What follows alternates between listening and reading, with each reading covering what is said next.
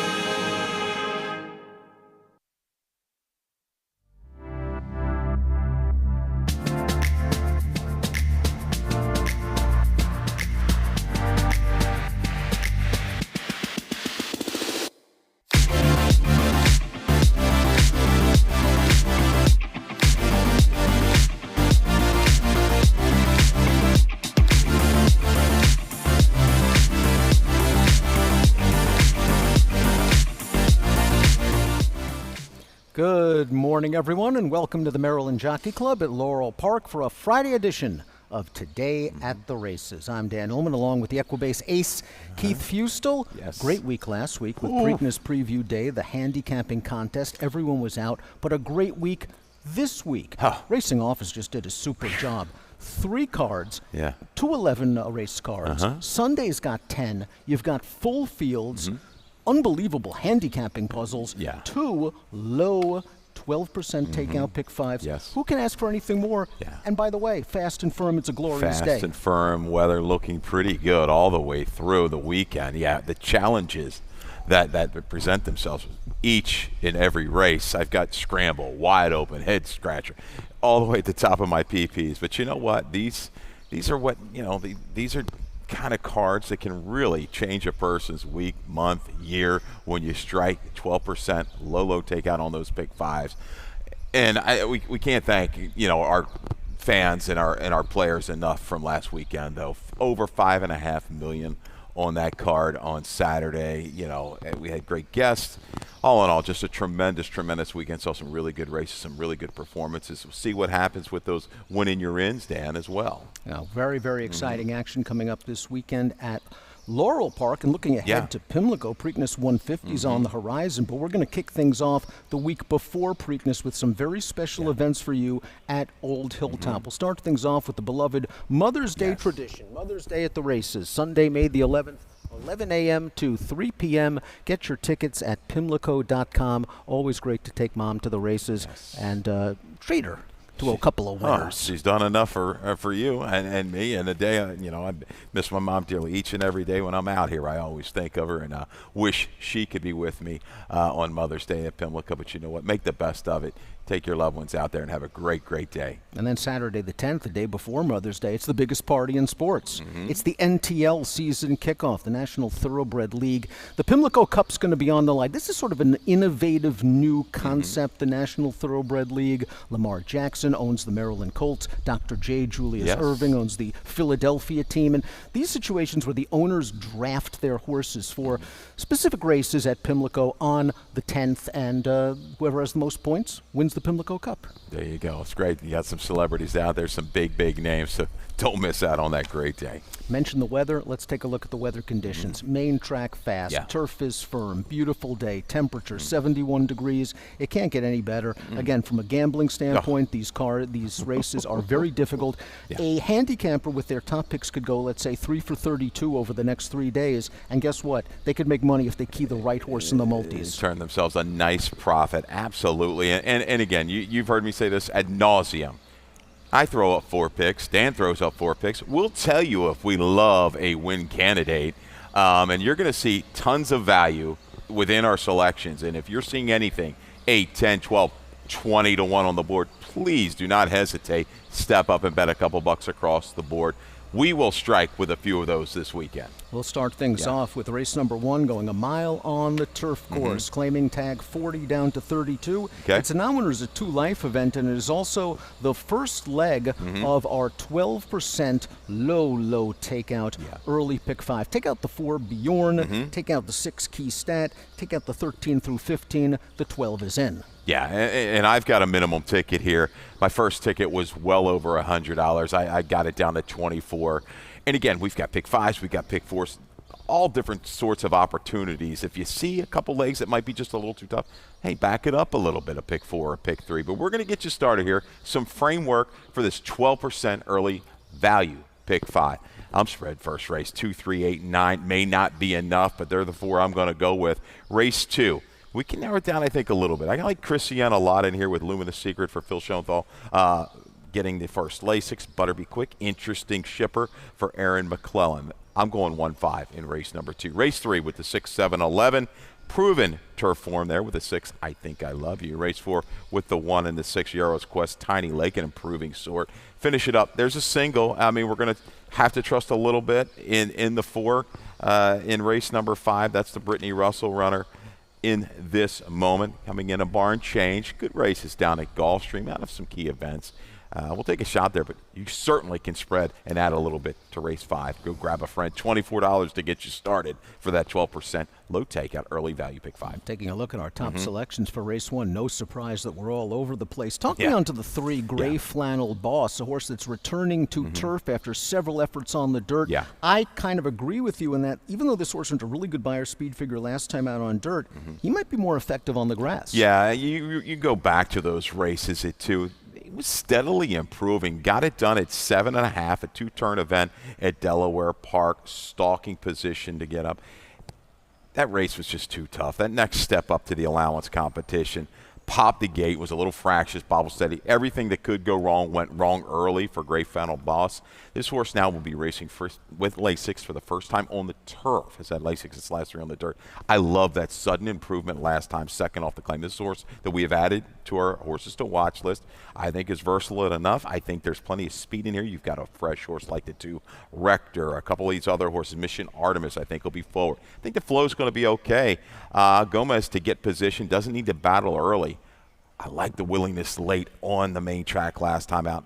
Little shot at a big number. Check out laurelpark.com/picks for our handicapping guide, where the horses to watch section is there. It's been doing pretty well lately. I think Robin smoked one out last week. Yeah. The 8, That's Mr. Tap, is your second choice in this race. I liked both of his turf starts last year, and then it looked like he got sour racing on the dirt. Now, Troycing had a couple of winners last week, and when I talked to him in the winner's circle, he said that his horses really benefited from a freshening. Yeah. That's Mr. Tap's coming in off a little layoff. You're seeing that. He's had a lot of horses off from the latter part of January, now the latter part of February for That's Mr. Tap. I'm just hoping the turf revives him, and I think it will. I like this. Torrey Alba knows this runner on the turf course. You look at those trips out of that same race with Fire Pit as my top selection was. I think we can work these 2 top and bottom as exact as I think the flow is going to be there. I'm looking for horses to strike from off the pace in the opener. You like layoffs? Rector's coming off a yeah. huge layoff. It's only 530 days, but I'm going to trust Madison Myers here. This barn's been hot recently. They had Twain win first time out, another horse that made the horse to watch list.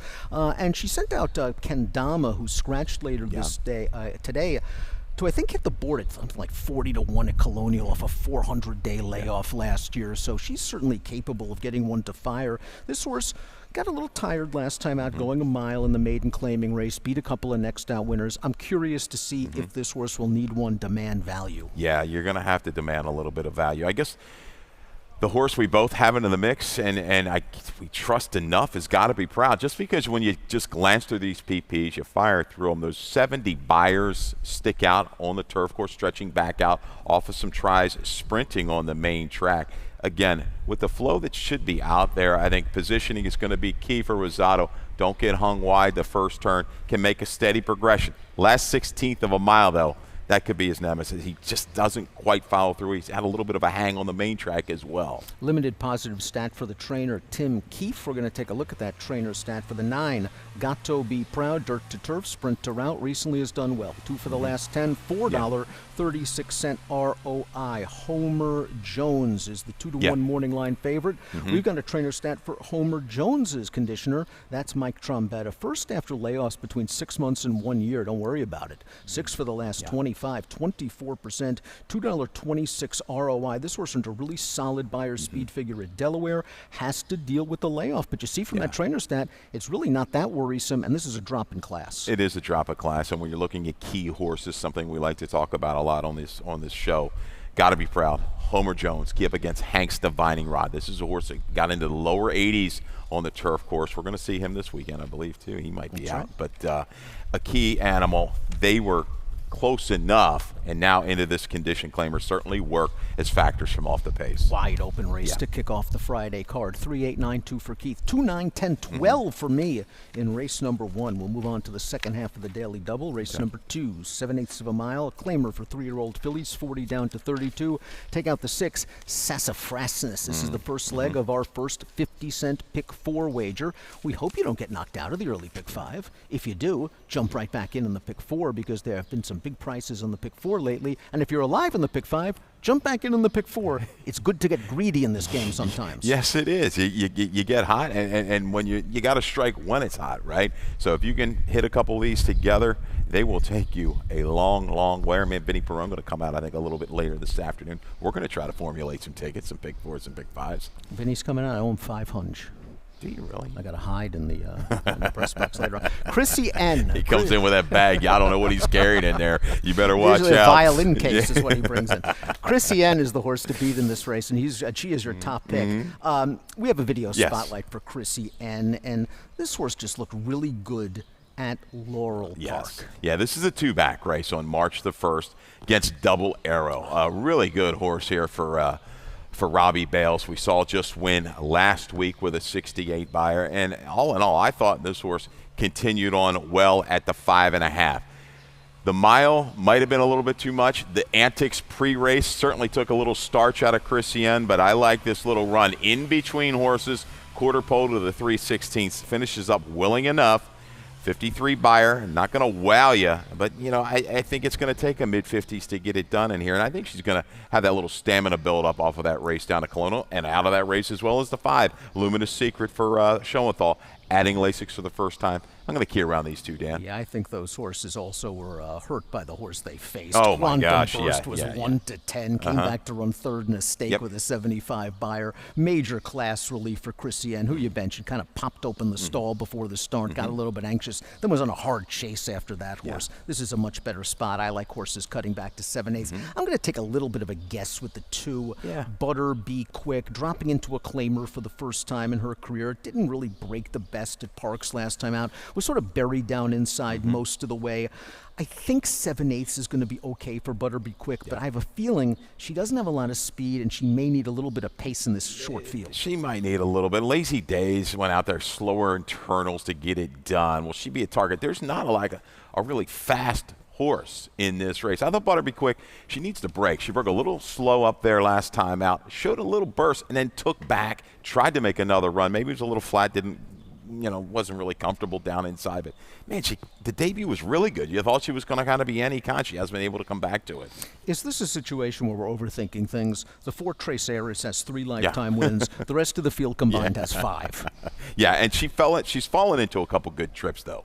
They've helped her, but you know what? She likes to win. She knows how to win. Did we run the stat? I threw something in late. I don't know if we have it or not. We do. Thanks, guys. Gonzalez, last 3 years on dirt. Claudio, 10 for 30. Okay, first off the claim with a 50% jump up or more in class on the tag on the claiming price there. ROI 241. You're right. If some of these trainers, they might look at this race and say, man, there's really not a lot of speed. Let's go ahead and go. We know Trace Aries doesn't have a whole lot of speed.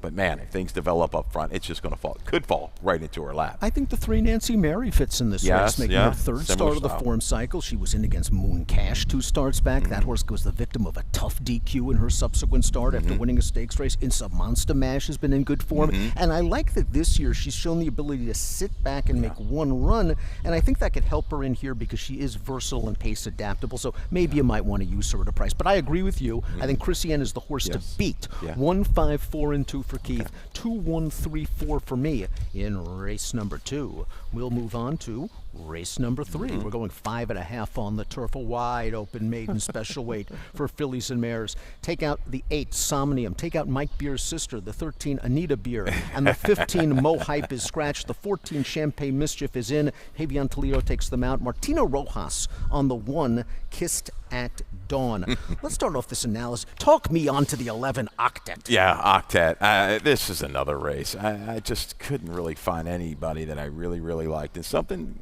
kind of jumped out. Salvaggio, he's been okay with the turf runners over the last several years at Laurel Park. Comes in with a Mendelssohn first-timer out of a Malibu Moon mare, kin to a debut winner and a runner-up.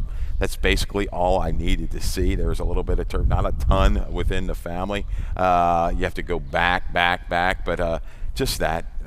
Some of the runners have run well early enough in the barn that when they come down here, they usually play okay. So I don't know how this race is going to set up. I think there's a little bit of speed in here with Granwell drifting.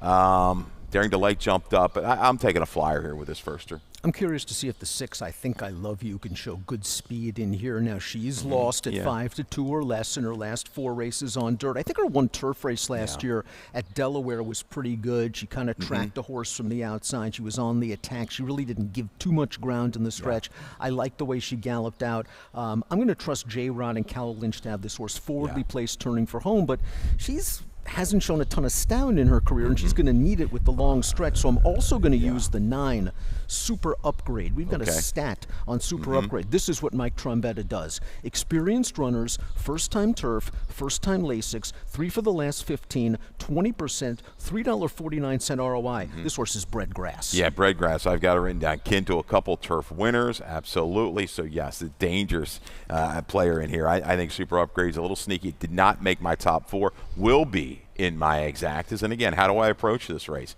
I'm going to take a shot with the 11, maybe an all or nothing. I think the 6 is a horse. I thought her race at Delaware was much better even than her dirt race. She kept on in that race, and she was right there with a horse that I think won a allowance at the fairgrounds back in December. That was at the runner-up. Let's see. Yeah, Notice Me Too did come back to win down there. So I think I can trust her a little bit. Finish. What about Contra is an interesting horse for me, Dan. Contra's a very Sarah Nagel, 2 winners on the turf. Lothario, that's what Sarah Nagel had here. Lothario won here with like a 73, showed speed, it showed the ability to come from just off of it. I'll just put a line right through the dirt try, steady to the start at Colonial. Ruiz. That's all I need to see. I mean, you're going to give me 15, 20 to 1 every time. I don't care if you look on paper and I got to try to make this horse. No, I'm going to make him with Ruiz because he's going to come up with some of these horses that are going to pay box cars. He knows how to ride the turf. Jock excels on turf. Yeah. Trainer excels on turf. Just don't love the gun runners really that much on the grass. Talk about drifting a little bit. The 10 for Fenica Bentley, switching surfaces, another barn that does well on the grass. Yeah, and McLean's Music can get you to run on anything. And unfortunately, last time I was guided down a little bit to get Poe. Faded a little bit late. This horse is quick. I mean, but again, you've got Granwell, I Think I Love You, drifting. Daring Delight showed, a big wake up last time. I'm not sure. I think this could be a contested pace. Again, Stranger here in the 11, 3 the Contra possibly. Daring Delight, there is turf within this family. I like the wake up last time at 25 to 1, going 7/8 of a mile. Could get a stalking kind of a pounce trip. You look at the mare, the bottom side, Dare to Be, 3 for 15 on the turf, 8 for 15 in the money, atop of a 79. I think competing well in 3 other events. There's some quality turf within this family. big wake up. I like it when the light bulb goes on with horses. And this field is so competitive. We didn't talk about the Brittany Russell first-time starter, Yo Adrian, You're who was right. entered on dirt. They scratched, waited for turf, and something tells me this horse is going to be okay on the turf. But as a BTR special, you know this horse is going to take some money. 6, 9, 4, and 12 for Meek. He's going with a price. The firster, Octet, 11, 6, 7, and 3 in race number 3 at Laurel Park on a beautiful Friday morning. Let's move on to race number 4. We're going 5.5 furlongs. First level allowance with a 62.5 down to 50. Claiming option. These are 3-year-olds going 5.5 furlongs. We have a field of 7 in here. This is the first leg of our middle pick 4. We have early, middle, late. It's a really nice sort of progression. It's storytelling here at Laurel Park. Yes, it is. Yes, it is. We've got a quality group here. Field of 7. Yara's Quest. I've got this horse on top. You've got second. We've got a video spotlight. We're going to go back to the debut effort in November, mid-November, over the surface. Thought it was really good. It changed my world. Kind of a key. A horse that's been competitive enough in allowance types of races. But watch this battle from down inside. This is a really good performance for a first-time starter. Down on the rail, it can be an extremely intimidating place. You saw he had to squeeze on through, and once he did and saw that daylight, he really asserts himself. The final 16th of a mile. I can give him all sorts of excuses for the heft last time out. He broke slow. He rushed up 4 wide into a really slow pace controlled by a really good horse, and he just couldn't make up the needed ground. Lasix, blinkers, a freshening, very dangerous. Yeah, back to a fast track. We got a stat here for Duarte. Experienced horses, first-time Lasix, 38%, a $3.08 ROI. They mean business when the bold L is in the BPs. The bold L. This is, break critical, 5.5. Do I think this horse can come from just off? Yes, but can I get in any kind of pickle in that opening 8, 3/16 of a mile? So it has speed down inside. So does, I think lifting is going to revert back and show a little bit of speed. Tiny Lake, your top selection. I tell you what, this horse is really running well. Third off the claim, and another bump up for Sanchez Salomon, who has struck a couple times within like the last 8 or 10 days with this move. I'm a big fan of this horse. He tries every single time. I'm a little concerned that this field might be too tough, but Rudy's been doing well overall between April 6th and April the 19th on the dirt. 31% giant ROI, $5.19. I thought first start off the claim 7's a little far for Tiny Lake, and this horse was kind of pressing the pace in between horses. Again, like won the duel, lost the war, a hot start, and then last time out for 40, just a situation where did that race come from Schrader, who freaked out. Tiny Lake was very game to finish second. Nobody was beating Schrader at this level that day. No, that was a just out of nowhere race. We always thought Schrader had a little potential. Where that race came from, I still don't know. So another fresh face, Anlon, the 2-horse. I'm going to toss into the mix. I know maybe the number doesn't reach out and grab you. This is a Robbie Bales runner that I thought we were going to run a video, and I forgot to add this in. I thought this horse looked good body-wise and everything, big, kind of a little bit honky, and just did it with ease. When I put the comment, when ready, pay attention. Thoroughly confident was Barbosa that day. Ridden out the short comment, beats the next out winner, working very forwardly. I expect to jump up from that 47 buyer into the mix early, first Lasix. Don't be fooled by that 47 buyer, friends. Remember, that was a 47 buyer earned by an August 2-year-old. That's not bad at all. This horse likely matured off the layoff, is getting Lasix for the first time, and you trust Robbie Bales in these situations. It's obviously a tougher spot from a class standpoint, from a pace standpoint. But you're right, this horse was very visually impressive. Interesting to see what we get off the layoff. Tojo's Mojo had to run off the layoff last time out, and he caught Slam Notion. It wasn't the easiest spot in the world, and you just think he's going to take a step forward with that race under his girth. You certainly think about it, and looking just strictly at the buyer figures, they jump out at you for Tojo's Mojo. I expected a little bit more finish. Slam Notion just kind of ran off the screen there. Anlon was in a race and scratched out of a race, and that's Robbie's horse, Slam Notion. So we're going to point here for Anlon as a little bit of a price user at a 10-1. This is not the biggest of fields, highly competitive with I think some horses going to jump up and really show some improvement. Is this too much of a cutback in distance for lifting, who I just thought had a terrible trip? No chance trip last time out. 4 wide in the first turn, 6 wide on the backstretch against Just a Fair Shake, who came back and ran great in the Tessio the other day. I respect the drop in class, but is this drop in distance too much? I'll tell you what, they jumped in, spent a lot of money. Going to need a clean break. Yes, wants to be forward. better be tied on. Has to be tied on out of the gate and going into this flow. We'll see. I mean, even Chesapeake Dream can be fairly close, but this is going to be, I think, a contested pace into around the turn. I just like Yara's Quest, the resiliency, the battle back that horse showed in debut. Your stat that you ran with the first Lasix kind of puts him up for me. Unfortunately, going to be a little bit of a shorter price. But like in race number 2, the Rail horse is the horse to beat. 1-6-2-4 for Keith, 6-1-4-3 for me in race number 4. Race 5, 1 mile on the turf, maiden special weight, fillies and mares, 3-year-olds and up, big field, great betting race. Take out the 10, take out the 13, take out the 14, take out the 15. The 4 in this moment is your 2-to-1 morning line favorite for Brittany Russell. First time Brittany Russell. We've got a video spotlight for In This Moment. Yeah, we're going to go back to its most recent start, February 2nd down at Gulfstream Park. And it ran, I think, all in all, had a middle post, 6 posts, 3 wide, prompting the pace, goes ahead and makes this move into the flow. Gets caught in a little bit of a tussle, say, from about the 3/8 to very late. Just the slightest of fades. Improvement in the buyer speed figure hadn't been seen. That horse had been off since September of 24. Comes back. And I think just gets the right kind of seasoning off of this race. Can get very good position.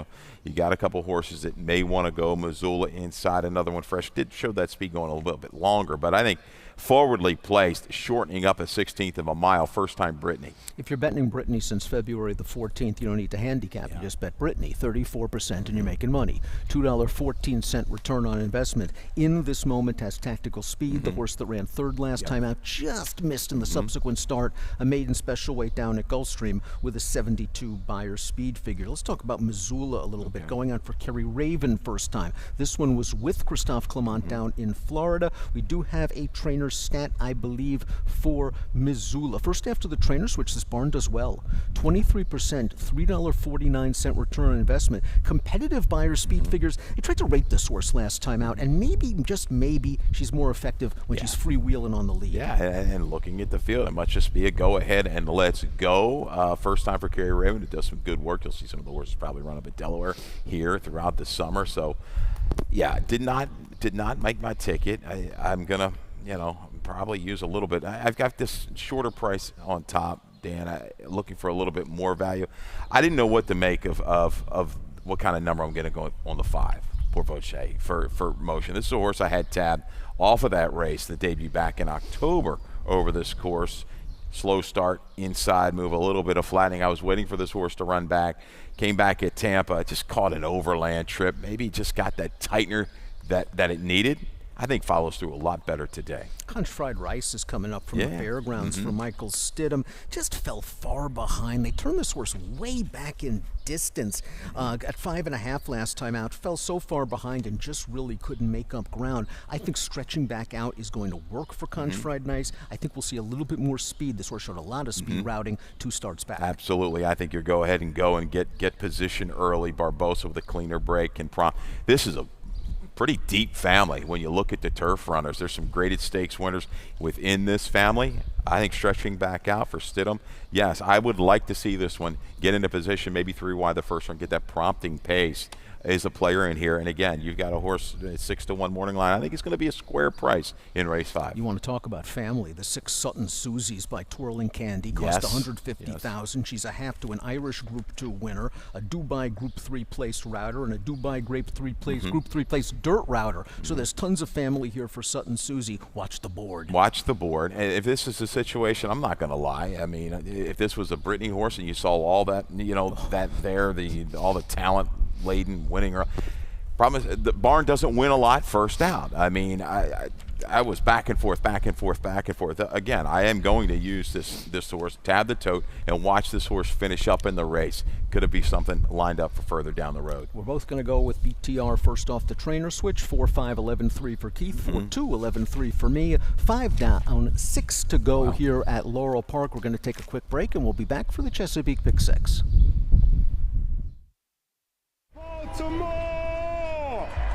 To the city of Baltimore, to all the fans watching around the world, riders up! They're off in the Preakness. All eyes of the world will be on Baltimore. They're head and head. Leaders get leads by a length. Ediston is the winner. And it was a powerhouse race again by the big, strong Secretariat. Sunday Silence takes the lead at the quarter pole. American Pharaoh, phenomenal in the Preakness.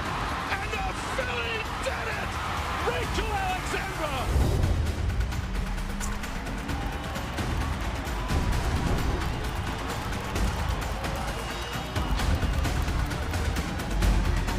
Smarty Jones, he wins the Preakness by a dozen lengths.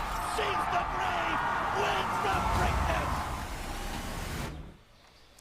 Welcome back to Today at the Races. I'm Dan, he's Keith. Let's get set for race number 6, going 1 mile, 1 turn mile on the main track. It's a claimer for 3 and up, 12-5 down to 10, non-winners of 3. Scratch the 1 Papa Funny, part of the entry, the 4 Super Needy, the 7 Admit Nothing. First leg of our 20-cent Chesapeake Pick 6. It's a jackpot wager. The carryover's over $4,000, and if you're the only one that hits the last 6 races on this card, you take down the whole pot. You're going to take down that pot. Absolutely love it. Get it up to about 8,000 or 10,000, and have yourself a weekend. But no, this is one of these races, Dan, and then Jackpot Super High Five. Can't forget about that. The dollar minimum wager, 15% takeout, $12.69. The carryover there, and we need 7 betting interests. We've got it in race number 6, a race where I thought, okay, on the card, Admit Nothing looked like a logical 1-2 kind of a horse. So we scratch the 7 Admit Nothing out of here. You wind up on the 10 Get Like Mike. Do you think getting back to 1 turn is the key for Get Like Mike? I'm a little worried actually about the additional distance for Get Like Mike, but I really liked this horse's try last time, not going 3/4 of a mile wide on the turn. Really fired once angled into split horses, galloped out well. It just seems like every time they've stretched this horse out, this horse hasn't shown that sort of punch. So is Get Like Mike a closing sprinter? I'm willing to give him one more chance. I just think that last race was a nice move in the right direction. Hopefully it wasn't just the wet track. And that's what I should have said. I know the last time he stretched it went out to 2 turns. The 1 turn is a little bit more effective. Going from 6 out to the 1 turn, I am definitely going to use this one into the mix with promising apprentice, right? It's at Hazelwood. Very promising. Now you like Motscari in here. Yeah. First off, the Anthony Farrier claim makes a lot of sense when you consider the trainer stat for Farrier and Motscari. This owner-trainer combination, first off the claim, good partnership, 37%, Wow. a $2.36 ROI. Motscari is a horse on a little bit of a losing streak, but he has run some sneaky good races, wired by Frosty the Giant 2 starts back, and really moving late last time. Yeah, and closing right up next to Admit Nothing. So Admit Nothing was going to be the horse to beat. I think now it falls into the hands of Motscari. There is not much flow in here. How do you see this race shaping up? I was talking to my man Joe Gass on the way down. We were discussing race 6, and it just as a head scratch, does Formula Fair try to go? I know last time out of 5.5, bounced around at the break a little bit. On the go back, he's been able to kind of go through some fractions. I'm just not sure how this race is going to set up into the far turn. I think Formula Fair is going to go. I think what happened last time out, first for Feliciano, they turned this horse back to sharpen him up. Now he stretches back out, and he gets a very aggressive gate rider with the X-Man. This horse has some interesting back races. Tell me about Earl Adassel, who kind of mid-moved going 2 turns last time out before flattening. Even though this horse has not succeeded at a 1-turn mile, I don't mind him at this distance. Yeah, a couple scratches in here will help. Again, drafting in, I think this horse has the time to run perfectly. That definitely costs the outside move into that flow, fading behind Admit Nothing. But numbers stack up steady enough. Going to take around to 60, I think, to win this. Lower 60. I mean, I know Motscari's run a little bit faster, but yeah, just positioning. I don't want to see this horse 5 wide into the far turn. Big drop. Yeah, I can't see that. Big drop in class for the 1A Run for Your Life, who certainly fits at this level from a speed figure standpoint, but talk about a horse that just has no speed. He's going to be far behind in a paceless race, so really needs some things to work out. Yeah, and again, is it going to be contested enough? The class drop, the barn trying to get back to the circle. They're coming back in the right direction. But we'll see. I think we'll take some money. Might be a little bit too short of a price there for me. I'm going to toss in Ascribe, another deeper closer. Sometimes we've seen these horses come in from parks off of that track and kind of livens them up a little bit. Got an okay number at 8-1 with Zambrana. 3-11, 10-2 for Keith. 10, 1A, 3-11 for me in race number 6. Here's race number 7, back to the weeds. 1 mile. It is a starter optional claiming event for 3-year-olds and up. Take out the 5 Bill of Rights, take out the 8 Kendama, the 10 Be Determined, the 12 Frosty the Giant, and the AEs 13 through the 16. First leg of our second of 2. Low takeout, 12% value, pick 5 wagers. Mackenzie Pfeiffer has a ticket. We're just now to the value late pick. Well, it's a marathon Friday card. I love it. Woo! Plenty of action. 12% takeout. Here we go. Mac, what you got? Singling our old boy Tom Hagen. Yeah, this guy's one of my favorites to get you started in this 12% takeout. Again, late value pick 5. Race number 8. She's going to go 3 deep with the 6, 7, and 12. Sure meant to be. Falcon Blue turning back. Yeah, I like that one. And the 12, Creed's Vision. One of our horses to watch, right, on our website. Yes. First time gelding for that Morley runner. Race 9, 3 to 6, Hurdle Street, Prado Road. They will be taking all the play in there. Race 10, little spread-a-rama again, 3, 4, 5, and 7. You both like Benny Havens a little bit. If I kind of went through the picks, going to be using that guy with Sheldon Russell. Finish it up with the 1, 2, 7. Race 11, Road looks like it goes through Jerry's Gem on the attack mode for Damon and Reb. Yeah. Might take some pressure from Beach Cowboy. She's looking for some closers as well in there with the 1, always gambling in the 7, My Mamba for Kieran. It's a $36 late value pick 5 ticket for Mackenzie. Madison Myers entered 2 in here. Scratch Kendama. Sticks with the old boy, the 1, Tom Hagen. I think that's a good sign. We've got a video spotlight for 10-year-old Tom Hagen. His game is speed. He loves to be close to the pace. And this is the race going back. Where do we go here? We went November 10th, right? This horse has run well fresh. He's now 10, but he's run well at 9 fresh. But this is a good race. Position, 9 posts, big field of 12, got position, went ahead and prompted the pace. Guapo-ness was a horse that kind of got hot there for a while on the turf for Rudy Sanchez Solomon. Goes on the attack far turn, and these two cut it out. You see this 3/4 and 11 and change. Battled all the way to very, very late. Tom Hagen, I think getting back, he likes the mile distance. He's good here on this turf course. They scratch Kendama. Yes, Minister for Magic might go ahead and go in a horse like Splendor Beauty, but I think Sheldon gets along with this guy beautifully. He can go ahead and sit, get a stalking position if needed. He's going to battle today. No, you're absolutely right about that pace being hot. First quarter 23-3, second quarter 23-3, and just still battling hard all the way down to the wire. It was a solid performance. He tries hard. If they leave him alone up top, he's going to be tough. Now, if there is a hot pace, you see Tom Hagen. Madison Myers having a great year. Oh, yeah. 4 for 17 this year, 24%, a 249 ROI. If this pace gets hot, however, Mr. Mandashek, who we saw finish 8th in the video spotlight behind Tom Hagen, has a puncher's chance from the back. It's been a long time between drinks. This horse hasn't won since 2022. But again, might get the right flow. Absolutely. That's why I was liking to Be Determined. We're going to wait for that one another day. I thought the race was going to set up beautifully for that one. Minister for Magic, 0 for 5. Hasn't hit the board on the turf, but it's a Kieran factor. This horse is super, super sharp last time. And does post on the go back a 78 buyer. We're reaching a little bit, but an informed horse now for a barn that's dangerous. Back in the barn, right, for Kieran McGee. My wacky closer in here is the 6 Master of None, who I realize hasn't hit the board in 7 prior turf starts, but the most recent one just overmatched in one of the Maryland Million races. And if there's flow, I think this horse can run late at a big price. So 1, 2, 3, 11 for Keith, 1, 6, 2, 11 for me in race number 7. Race number 8 is coming up. We're going 3/4 of a mile. This is a good maiden race. 45 down to 36. Maryland sired or bred may waive the claiming tag. Take out the 2 Mike's Magic. First leg, late pick 4, and what a way to kick off the late pick 4 with a big field. And Creed's Vision has just been very, very unlucky in a lot of his races. This is a horse the type of horse I usually just don't pick on top. 4 starts, 3 seconds in a third. We're drawing outside today. No excuses. First time gelding. Let's go to the video spotlight from its most recent race, March 29th, in a shorter field. Missed the turn. Horse that, we're kind of liking right now.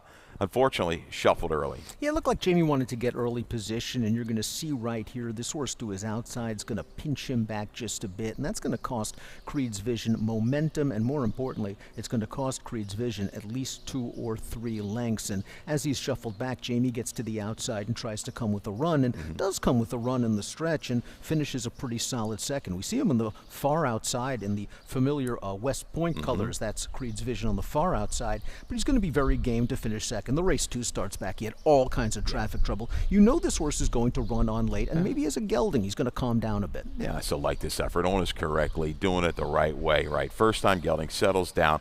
Listen, there's 4 or 5, I want to say, kind of need to lead types, it looks like to me on paper.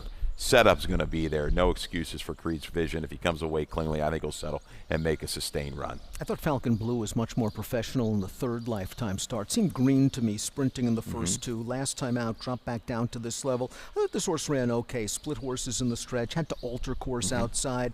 I thought it ran well for third, and I just think this shorter distance works for Falcon Blue. I think this horse has some upside potential. Agreed. Closed against the grain of the racetrack, 2 back sprinting at Colonial's a player for me. A dead aim last time, just flat. Slower internals. The other was telling him I come and held very well down inside. I'm definitely going to give this one another chance. Forest Boys, huh? Back. She's so How tough. about that? I have no idea how she does it, but these jockeys, they are the toughest athletes in the world. Phenomenal. Not even pound for pound. They're just the toughest athletes in the world. For Forrest to be back after such a difficult accident, it's just a testament to her grit. Sure meant to be. The number 6 is one of the speeds in this race. We have a trainer stat for Mikey Trombetta. Between March 20th and April 19th, this barn's heating up. 23%, 238 ROI. We are going to know this horse early. I thought this horse ran very, very good down at Colonial. The 3 wide, they'll bid, then battled in between, extended battle, just to fade a little bit, but gave way grudgingly. I thought this horse is moving clearly in the right direction. A big jump up again from a buyer standpoint. Sometimes Colonial a little high. You know, you kind of bring them back to reality a little bit, but still playing. Even if you drop 6-7 points off of there, the buyer figures stack up. Again, you know, I use the word seasoning a little bit, but yeah, in those battles, it's going to help him moving forward. I think he's going to go ahead and kind of measure the speed. He may try to go right to the front. Bernie the Star is going to have something to say with it inside, but I think this is a player near the 6. We've got about 600 horses on today's card to discuss. The most intriguing one to me is Foil, who cost $500,000, is beautifully bred, and in his debut, he was eased. Why was he eased? Because he didn't pick his feet up at any point in the running, was just completely distanced after a half mile. With that pedigree, you have to think he's going to run a little bit. What do you do? In for the tag. He's a half to first mission, right? It's scary. I'm not going to get beat by the horse. He'll be thrown into the exactas. I think Robin likes this horse as well. We'll see if Creed's Vision gets a lucky trip this time. First time gelding, 12-7, 6-11 for Keith, 7-6, 12-4 for me in race number 8. Race number 9, 3/4 of a mile, one of 3 first level allowance features on the day. This is for 3-year-olds and up. We have a field of 6. We're going to start things off with Prado Road, who showed a little bit of a new dimension last time out. We have a video spotlight for Prado Road, and Brittany Russell felt that this horse was going to have to need the lead, and Sheldon said, I don't think I can run with this. Elvis himself early in the race. He's fast. I've ridden him against him before, so he sits with Prado Road, and Prado Road was pretty professional and sharp finishing it off. Yeah, this was good. Kind of up, back. You see kind of the way the chart, and then works a seam here, easing out. A good ride by Sheldon Russell. A bit sparing race is Prado Road, but I think freshened up, ready to go, and there's a little tenacity there, a little bumping around, a little gameness past mid-stretch, but is able to sustain. Hits a lifetime best buyer of 88. I think he can bring it back. And, again, I love the positioning where he is right here with Swifty Devil just to his inside. Just go ahead and prompt the pace and hopefully go on with it. He can prompt. If no one wants it, he can make the lead. He has that kind of speed in the past. Great versatility for Prado Road. Hurt on the street, exploded last time out. Maybe it was the wet track, but he made a very strong 3-wide bid on the turn, and then he just ran away from that field. Now, is he a pace-dependent sort? I'm not sure. I'm hoping for a fair pace. I think he'll kick again. I think Mike Girales has this one in good form. All of a sudden, that he just kind of got back to that top. This was a really good effort. Again, was it just the perfect storm of this track? Maybe just love the way that ground felt underneath of him. But off of that race, he is a definite use. I don't want to take the favorites together in here. I'm looking for 3 captains, maybe second off the claim. spotty run last time out. 3 wide, out 5 wide. It looked like he was going to follow through. It just didn't quite click late. Willing enough, though. The blinkers bringing the attention. Second off the claim for Claudio. I'll use this one as kind of the value to help my exacta. Keith looking for value. I'm a chalk-eating weasel. Okay. 6-2-3-5 for Keith. 3-6-5-4 for me in race number 9. Let's move to the late double. Race 10, 5.5 furlongs on the turf. First level allowance, 3 and up. Big full field of 11. Super betting race for race number 10. I want to start things off with your top selection in here. We talked about Michael Stidham bringing his horses back up from the fairgrounds. Rio Chama, first time gelding, and by American Pharaoh. They love the turf. They like the turf, and this horse is getting back to sprinting. Now, this horse sprinted on kind of off tracks down at Colonial last summer, but I thought they were good enough. I look at this race, Dan. There's not a lot of true speed. Freshened up, first time gelding. Get back to those early tactics in his races. I know that the buyer numbers, they're not there.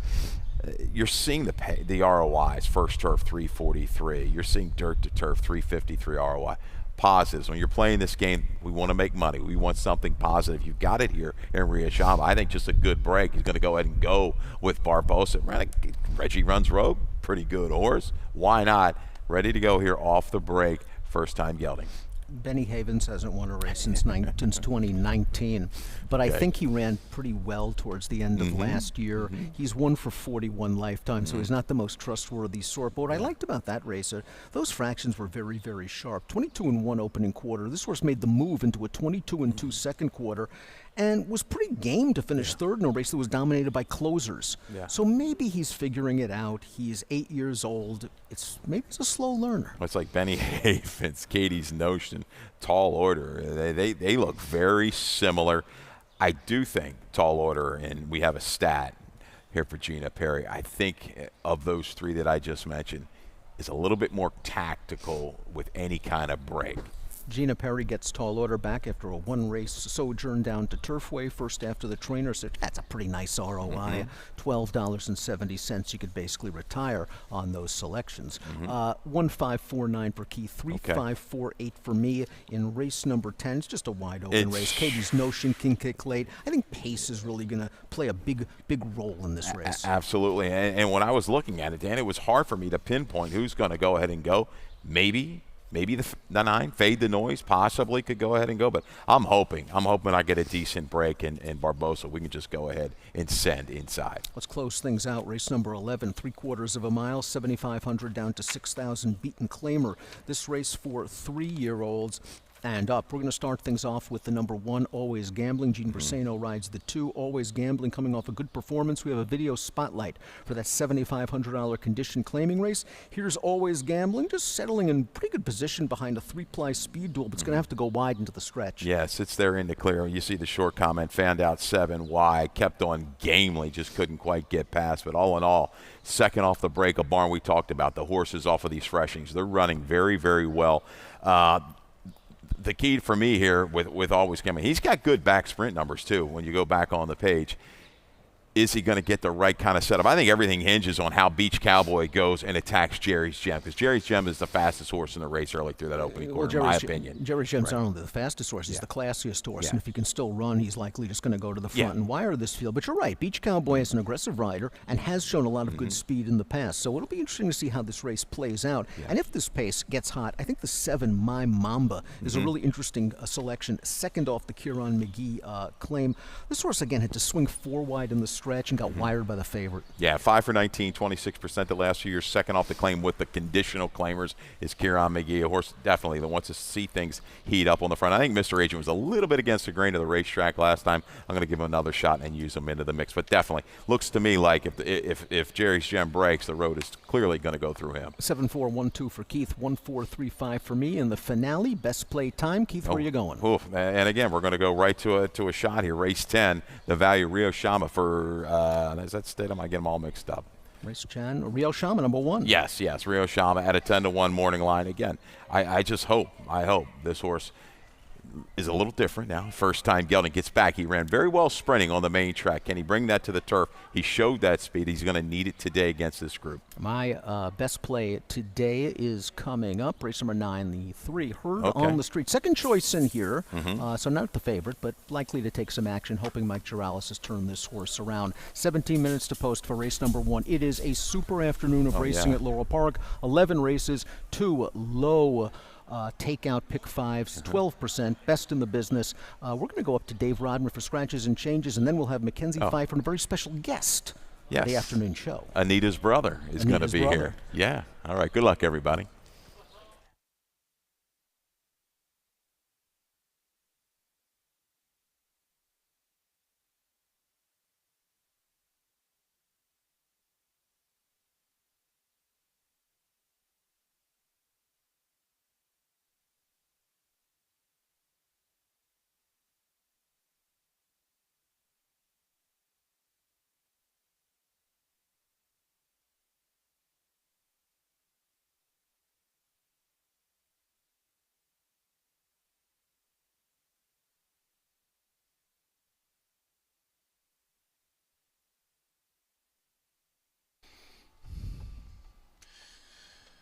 Good morning, everyone, and welcome to Laurel Park. 16 minutes to post time. Track fast, turf firm. Here's a review of your Laurel Park changes. First race, 1 Daddy Yankee, 2 over. 3 Gray Flannel Bosses, 3 over.